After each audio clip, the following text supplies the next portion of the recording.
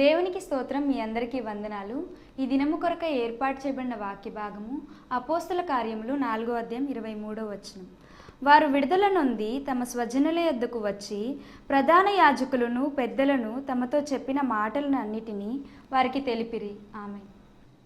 దేవునికి స్తోత్రం. హల్లెలూయా, హల్లెలూయా, హల్లెలూయా. స్తోత్రం. మన ప్రభువును ప్రియరక్షకుడైనటువంటి యేసుక్రీస్తు ప్రశస్తమైన నామంలో ప్రభు బిడ్డలైన మీ అందరికీ ప్రత్యేకమైన వందనాలు తెలియజేస్తున్నాను. మీ వ్యక్తిగతమైన ధ్యానములు ముగించుకొని ఇక ప్రతిరోజు వ్యక్తిగతమైన ధ్యానం ఉండాల్సిందే. అప్పుడప్పుడు చేయాల్సింది కాదు ఈ meditating the word of God. యెహోవా ధర్మశాస్త్రమందు ఆనందించుచు నెలకొక్కసారి దాన్ని ధ్యానించువాడు, వారానికి ఒకసారి దాన్ని ధ్యానించువాడు ధన్యుడని కాదు, అనుదినము ధ్యానించువాడు, డైలీ ధ్యానించువాడు. దేవుని వాక్యాన్ని అనుదినము ధ్యానించాలి. ధ్యానించినప్పుడు సత్యాలు గ్రహిస్తాం. ఆ సత్యం మన జీవితాన్ని మారుస్తుంది. సత్యము మనల్ని యేసుక్రీస్తు యొక్క స్వరూపంలోకి మారుస్తుంది.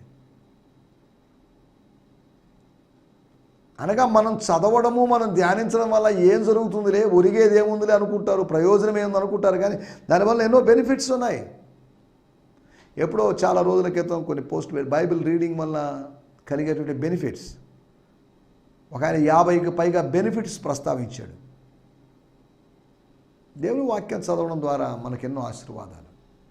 సమాచారం తెలుసుకుంటామని మాత్రమే కాదు, సమాచారం తెలుసుకోవడం ఒక ఎత్తు, కానీ అదే సమయంలో మనం తెలుసుకున్న సమాచారం మన ఆత్మకు ఆహారంగా మారి, స్తోత్రం, దేవుని వాక్యము ఆహారం.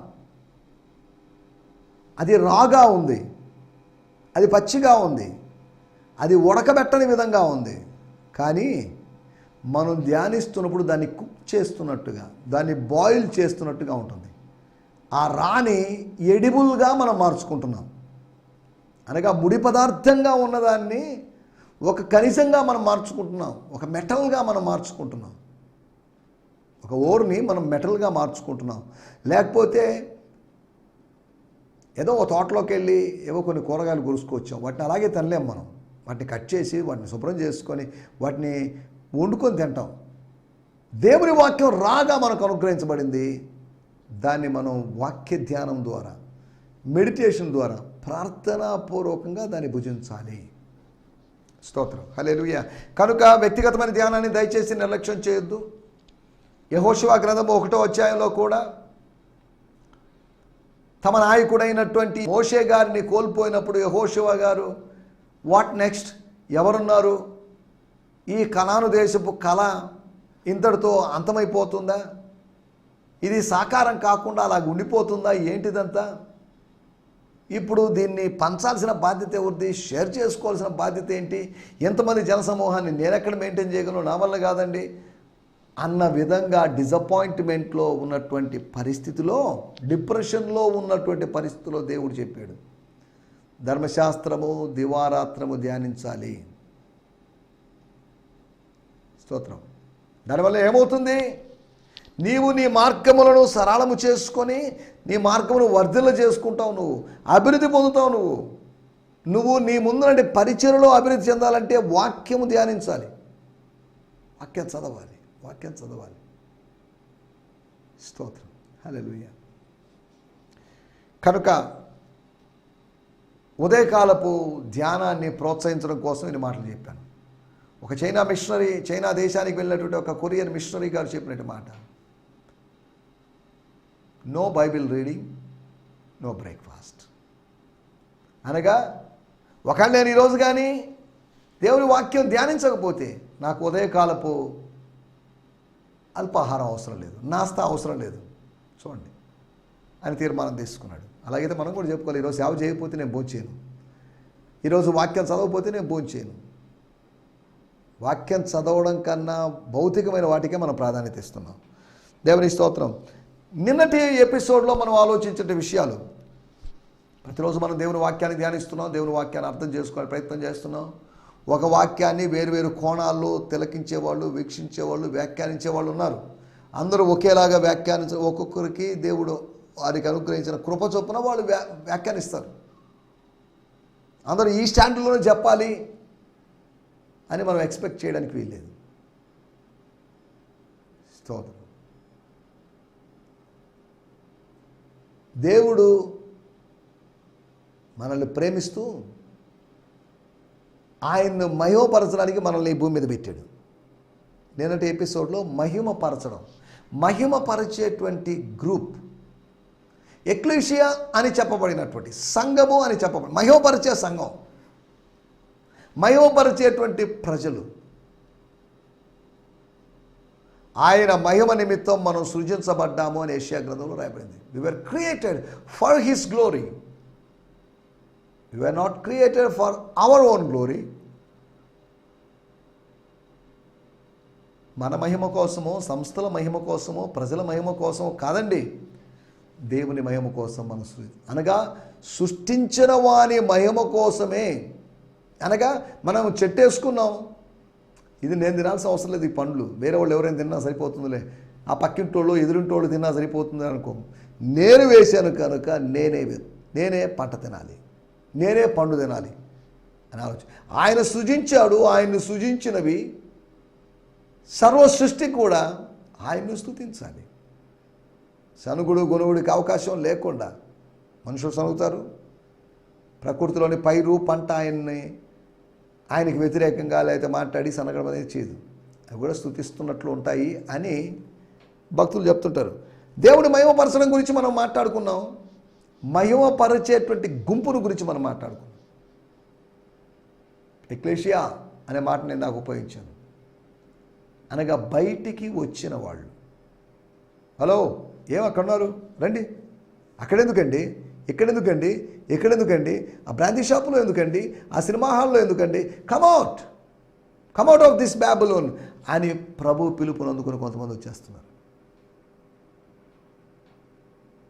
ఈ ఎలక్షన్ టైంలో, ఇంకా ఎలక్షన్ టైం అని కాదు, దానికి ముందుగా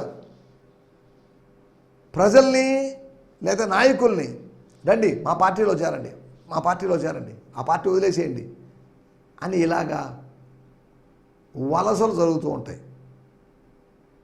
స్తోత్రం. నా యొక్క ఉద్దేశం ఏంటంటే, మనం ఈ సంఘం నుంచి ఆ సంఘానికి, ఆ సంఘం నుంచి ఈ సంఘానికి, ఆ డినామినేషన్ నుంచి ఈ డినామినేషన్కి వలస వెళ్ళేవాళ్ళలాగా ఉండకూడదు అనేది నా మాటల యొక్క ఉద్దేశం. మహిమపరిచే గుంపుగా ఉండాలి. స్తోత్రం. తన మహిమ ఎదుట మనల్ని నిలబెట్టుకోవాలి, మహిమ గల సంఘంగా చేయాలి.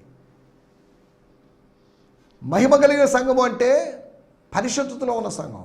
అనగా పాపం చేస్తే పరిశుద్ధతను పోగొట్టుకుంటాం, మహిమను పోగొట్టుకుంటాం.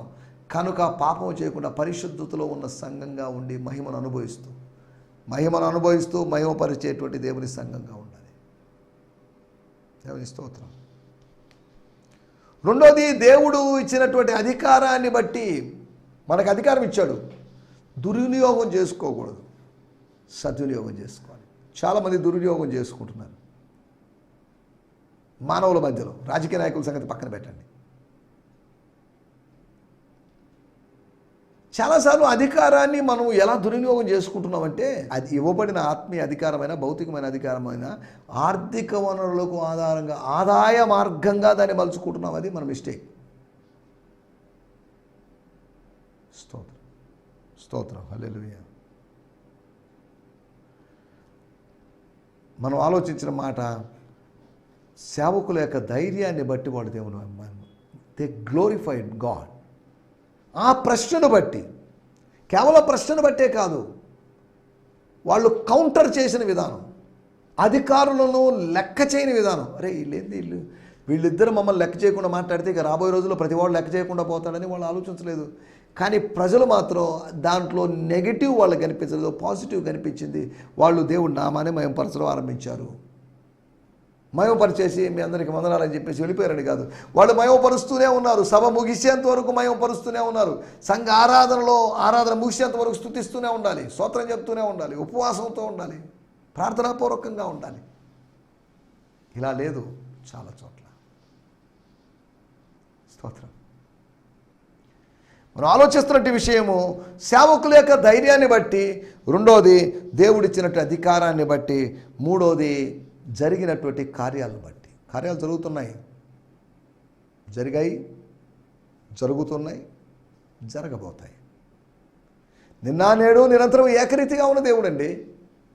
ఎవరో చెప్పినట్లుగా మొదటి శతాబ్దంలో ఇవన్నీ ఆగిపోయినాయండి అద్భుతాలన్నీ. ఎందుకు మొదటి శతాబ్దం లెక్క ఏంటి? 2వ శతాబ్దం నుంచి దేవుడు మారాడా? లేదు, దేవుడు మారలేదండి. దేవుడు మారడు. ఇశ్రాయేలు దేవుడునైనా నేను మార్పు లేనివాడిని. I'm unchanging God. నేను ఇలా మార్పు లేకుండా ఉన్నాను కాబట్టి మీరు బతికున్నారు, లేదా చచ్చిండేవాళ్ళు మీరు. నేను మార్పు లేనివాడిని కనుక మీరు లయము కాకుండా ఉన్నారు. స్తోత్రం. ఆయన మారేవాడైతేనా మనం ఎప్పుడో మట్లో కలిసి ఉండేవాళ్ళం. ఆయన మారకుండా, ఆయన వాత్సల్యం తరిగిపోకుండా మనల్ని కాపాడుతుంది. 4వది దైవ దర్శనాన్ని బట్టి. ప్రజలు అనుకున్నారు ఎవరో ఒక ఆయన బాగు చేసి, ఆయన నాటు వైద్యుడు, ఎవరో భూత వైద్యుడు వచ్చాడండి అని కాదు. ప్రవక్త మన మధ్యలో సంచరిస్తున్నాడు. గొప్ప ప్రవక్త బయలుదేరి ఉన్నాడు. దేవునికి స్తోత్రం. హల్లెలూయా.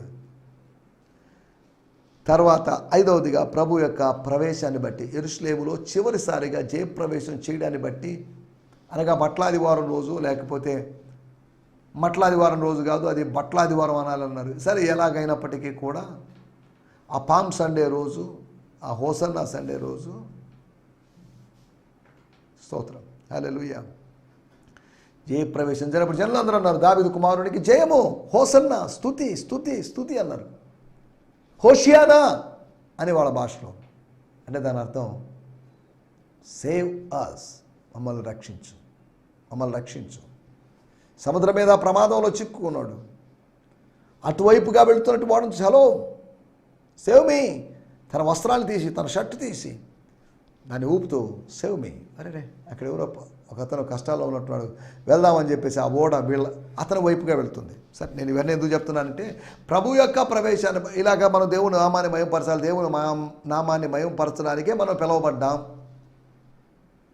అంతవరకే కానీ ఆహారాన్ని తింటూ, మాంసాహారాన్ని తింటూ గడపడానికో, లేకపోతే భౌతికమైన పనులు చేసుకుంటూ గడపడానికి కాదు దేవుడు మనల్ని పిలిచింది. స్తోత్రం. రండి, మనం ఈ సమయంలో దేవుని వాక్యాన్ని ధ్యానించుకుందాం. మన ధ్యానం నిమిత్తమై అపోస్తుల కార్యములు 4వ అధ్యాయము మనం ఆలోచిస్తున్నటువంటి అధ్యాయం. ఇంకొక 2-3 సందేశాల తర్వాత నేను 4వ అధ్యాయం ముగించేసి 5వ అధ్యాయానికి వెళ్తాను. 5వ అధ్యాయం నుంచి కూడా మనం కొన్ని విషయాలు ఆలోచిద్దాం. 4వ అధ్యాయము 23వ వచనం. వారు అనగా పేతురు, యోహానులు విడుదల నొంది తమ స్వజనుల యొద్దకు వచ్చి ప్రధాన యాజకులను పెద్దలను తమతో చెప్పిన మాటలు అన్నిటినీ వారికి తెలిపింది. నేను చదువుతున్నా. And being released from the jail, Roman prison, they return to their own companions. స్తోత్రం.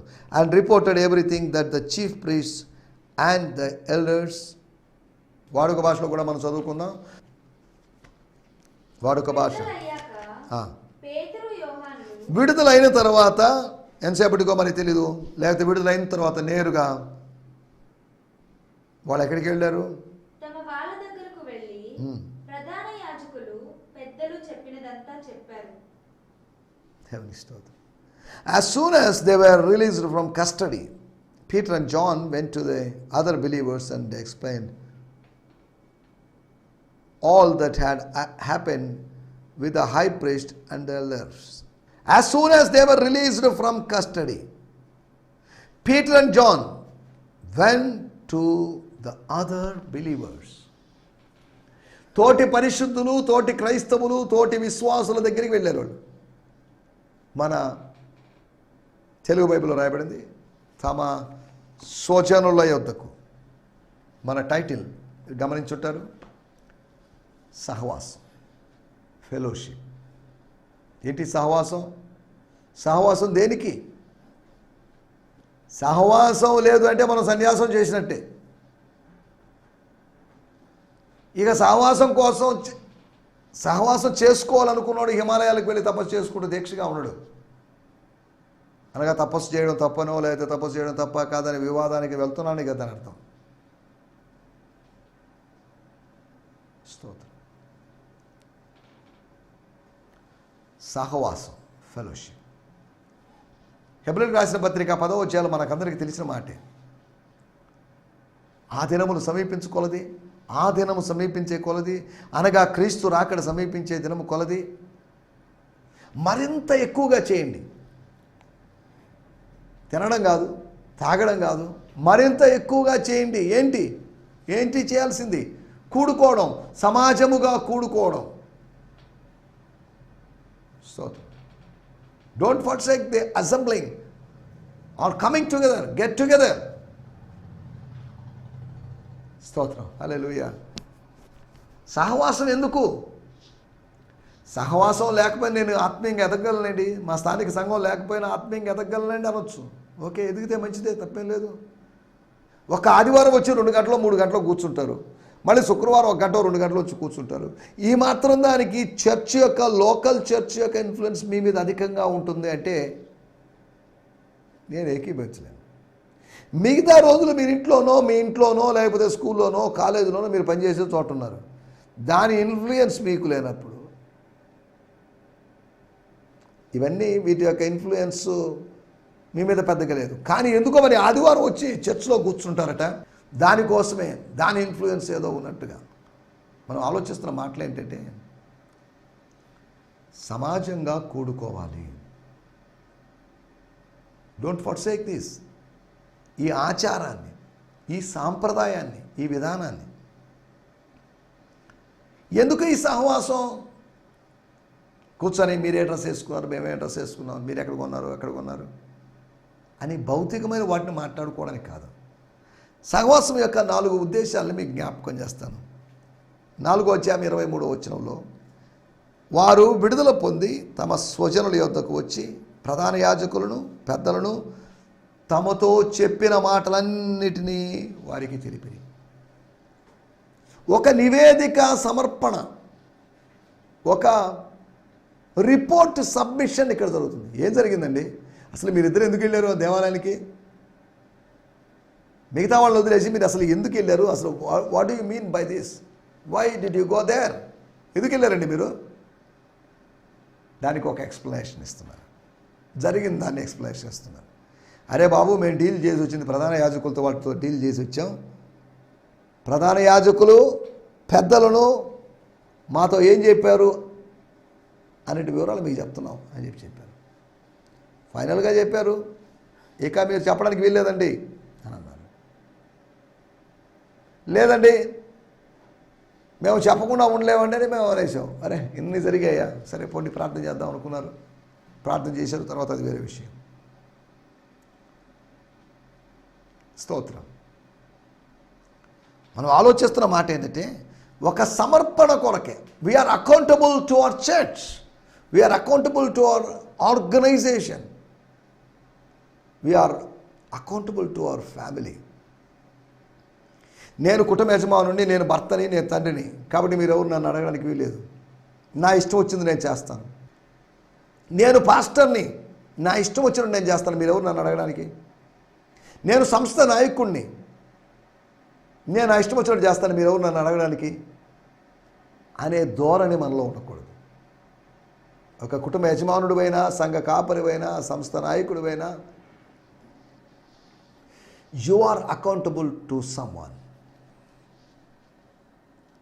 ఒకరోజు మనం దేవునికి లెక్క అప్పగించాలి. రోమాపత్రిక 14వ అధ్యాయంలో రాయబడి చూడాల్సిన అవసరం లేదు. We are accountable to God. Okay, we are accountable to our family and church, our organisation. వీళ్ళు ఏం చేశారంటే నివేదికను సమర్పించారు, ఒక రిపోర్ట్ని ఇచ్చారు. రెండో విషయాన్ని నేను మీకు జ్ఞాపకం చేస్తాను. 4వ అధ్యాయం 30వ వచనంలో మనం గమనిస్తే, రోగులను స్వస్థపరచుటకు నీ పరిశుద్ధ సేవకుడైన యేసు నామము ద్వారా సూచక క్రియలను మహత్కార్యములను చేయుటకును నీ చేయి చాచి ఉండగా నీ దాసులు బహు ధైర్యముగా నీ వాక్యమును బోధించినట్లు అనుగ్రహించును. నీ దాసులు ధైర్యంగా వాక్యమును బోధించినట్లు అనుగ్రహించుము. ఏమనుగ్రహించుము అంటే ధైర్యం అనుగ్రహించు, బలాన్ని అనుగ్రహించు, శక్తిని అనుగ్రహించు. We need power to preach, we need boldness to preach. సహాయము కొరకైన అభ్యర్థన. మనకు ఫారెన్ ఫండ్ లేదు, విదేశీ నిధులు లేవు, ఓ పని చేద్దామండి, అందరం కలిసి ప్రార్థన చేస్తాం, దేవుడు సహాయం చేస్తాడు. బిల్డింగ్ విషయంలో కావచ్చు, మీటింగ్ విషయంలో కావచ్చు అని మనం చెప్పగలిగి ఉండాలి. స్తోత్రం. హల్లెలూయా.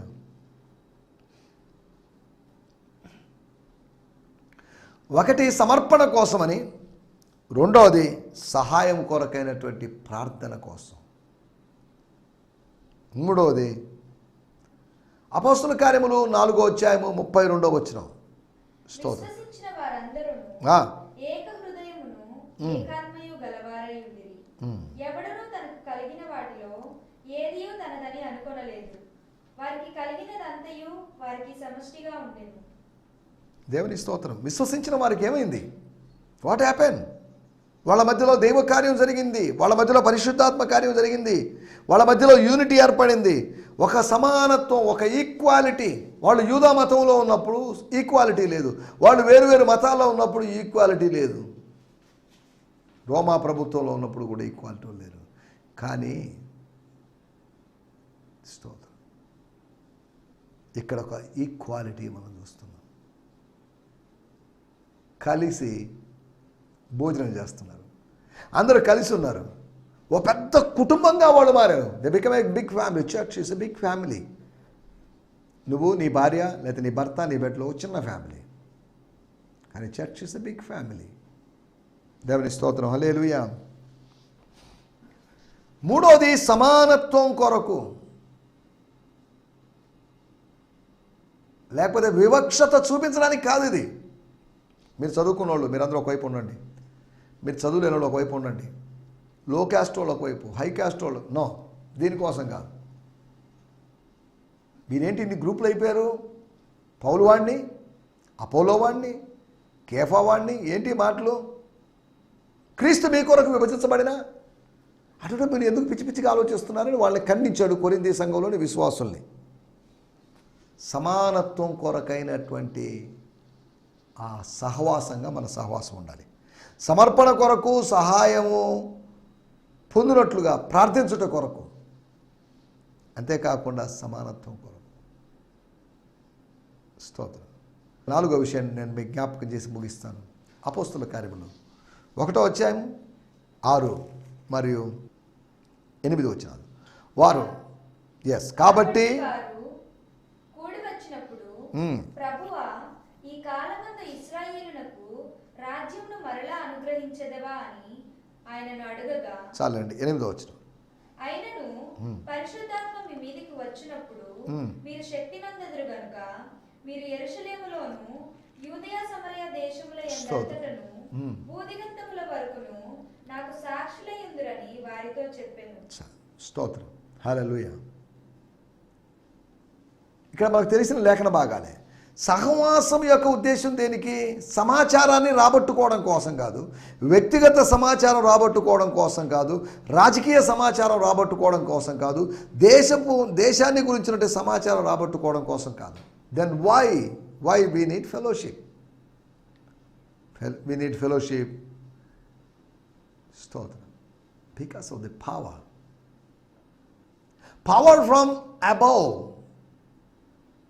పైనుండి శక్తిని పొందడం కోసం, శక్తిహీనులుగా మారడం కోసం కాదు, బలహీనులుగా ఏమీ లేదండి, నీరసం అండి అని అన్న కోసం కాదు.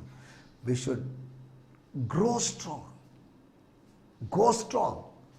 వారు they would go from strength to strength. వారు బలాభివృద్ధి నుండి పొందుతారు, ముందుకు సాగుతారని రాయబడింది 84వ కీర్తనలో. మనం బలవంతులుగా మార్చబడాలని దేవుని యొక్క ఉద్దేశం. స్తోత్రం.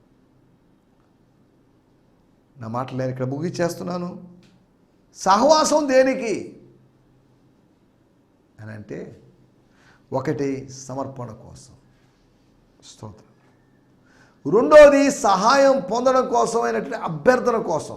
నేను ఒక్కడిని ప్రార్థించడం కాదు, మీరు, నేను నా సంఘస్థులు అనేది దేవుడు నాకు ఇచ్చిన సంఘస్థులు, దేవుడు నాకు ఇచ్చినటువంటి విశ్వాసులు, నా విశ్వాసులు కాదు. నా విశ్వాసులు కాదు, నా సంఘస్థులు కాదు. నేను కాపరిగా పనిచేసిన సంఘానికి సభ్యులైన వారు. దేవుని స్తోత్రం. హల్లెలూయా. మూడోది సమానత్వం కొరకు ఈక్వాలిటీ ఉండాలి. విధవరాండును చిన్నచూపు చూశాను అనేది కంప్లైంట్ ఒకటి వచ్చింది. ఈ రోజుల్లో విధవరాండు మాత్రమే కాదు, ప్రతి వాళ్ళని చిన్నచూపు చూస్తున్నారు. స్తోత్రం. నాలుగోది శక్తి పొందడం కోసం, శక్తిని స్వీకరించడం కోసం, శక్తిని అనుభవించడం కోసం.